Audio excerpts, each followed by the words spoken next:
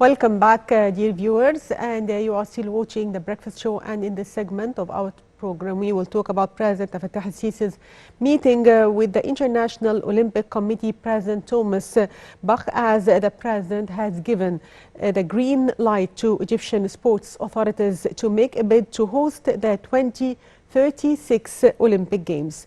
And to shed more light on this issue, we are joined over the phone by Dr. Sherif Erian, Secretary General of the Egyptian Olympic Committee. Good morning, sir. Good morning. So, sir, can you tell us more about the meeting between President Fattah al-Sisi and the visiting Mr. Bach, who was visiting Egypt last week, and preparations and the bid that Egypt is preparing to admit in the coming period? Dr. Thomas Bach, we were honored by his visit. That was on last Friday and Saturday. We managed to show him everything that Egypt or that Cairo has in this 48 hours, especially the Olympic City, the new Olympic City in the new capital, which is a huge sporting complex that has more than maybe 25 Olympic sports venues inside. Of course, it's the pride of Egypt, and during the visit to the President's palace, Dr. Bach explained how it is important for Egypt to excel in sports and the importance of sports and diplomacy. And Dr. Ashraf Sobhi, the Minister of Youth and Sport, explained that Egypt is now ready to host or to bid for the hosting of the 2036 Olympic Games, which the President Abdel Fattah al-Sisi, His Excellency, agreed and gave us the green light to start the bidding process. The IOC was very happy with that decision. There are a few other cities and other countries who are also bidding for the 2036, but I think, from my opinion, it's time for Africa. Africa has never hosted Summer Olympic Games, and our bid will have a priority. So, sir, how will Egypt prepare for this event? This event, you have to remember, is still 14 years away from now. Yes. Do you think that we should start preparing for such a big event in the coming period? In the Olympic Games, the host cities are awarded the bid more than 7 years before the event. So everyone has to understand that the preparing and the real work takes 7 years until the actual Olympics is on display. So after the Paris 2024 Olympic Games, there will be a committee, a hosting committee, that is going to pass by all the countries that have an intention to bid for the 2036. They will make a report, and then the final or the accepted bids will go through a selection process. Okay. And the winning bid will be announced maybe 9 or 8 years before the actual event. So, Sarah, how do you evaluate Egypt's effort to develop and modernize the sports infrastructure nationwide? The big advantage that Egypt has, okay, is that we don't really need to start building facilities. We already have our existing facilities are up to the highest level. Okay, and if we need to host an Olympic Games in a few years' time, we are capable. The only thing that's where Egypt doesn't have till now is the Olympic Village, where more than 10,500 athletes will be staying, plus the coaches and the admin people.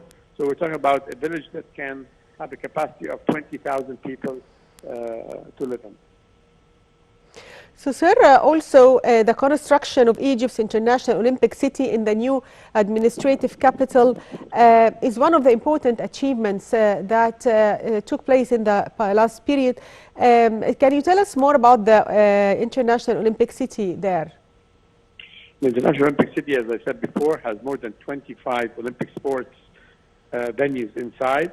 It has some very impressive sporting facilities. It has the biggest shooting range in the world.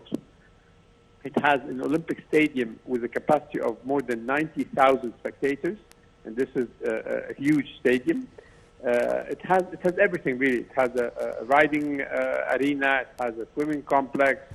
It has halls that can go for handball, basketball, volleyball.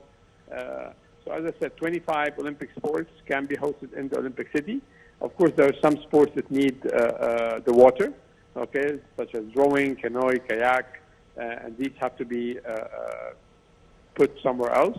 But as His Excellency, the President, Mr. Fattah Sisi said, Egypt is even ready to build another Olympic city if needed, okay, and it will only take a couple of years to build. So this is all positive remarks, okay, that Dr. Thomas Bach went to Switzerland, and hopefully in the coming days we will hear more about all the countries that are that have the intention to bid for this Olympic game. Yes, also Mr. Bach expressed his great admiration for Egypt, especially after Egypt organization of many international sports events, especially the 2021 World Handball Championship, in spite of all the challenges posed by coronavirus pandemic, and it was widely praised internationally. Do you think that Egypt's capability to organize such an important event will make it more easy for Egypt to host more international events in the coming period? Of course, as you said, this is put into consideration. Egypt has rescued the Olympic movement in a time of crisis, in a time of pandemic, where most countries in the world were not able to host sporting events. Egypt came up and hosted, let's say, more than a dozen Olympic qualifiers, world championships, senior, junior, and youth world championships in many sports. It's not only the handball. The handball was just the start, but we had cycling, we had modern pentathlon, we had swimming, we had fencing, we had shooting.